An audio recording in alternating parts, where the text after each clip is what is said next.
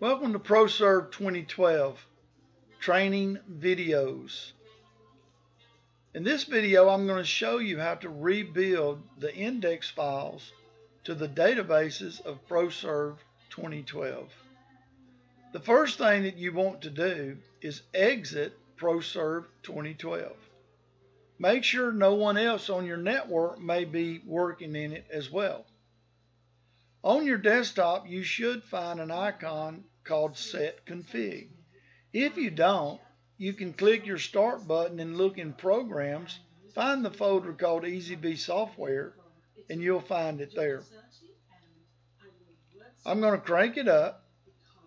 The first thing that you want to do is click Load and answer Yes. This is going to load all the SQL Server instances that is attached to this computer. It found mine, but I want to show you that I actually have two. That's because I've got a network and I have another instance running on another computer. So make sure you're selecting the correct computer and SQL Server that ProServe 2012 is attached to.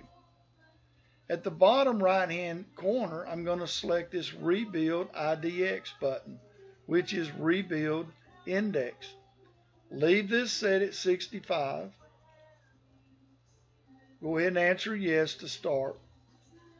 It'll read through 6 databases, and it completed orders. It completed the customer database, the system database, the inventory database, the general database, and the Gen Ledger database. Now this went through pretty quickly. That's because I've got small databases on my demo.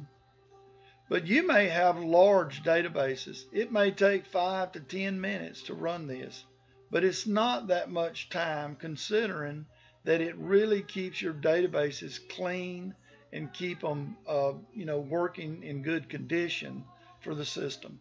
And then just exit out and then go back into ProServe 2012 and continue working. Now you want to do that at least once a week, if not every couple of days. It doesn't hurt to do it every day, but at least once a week to keep your databases running smooth. That concludes this video. Thanks for watching.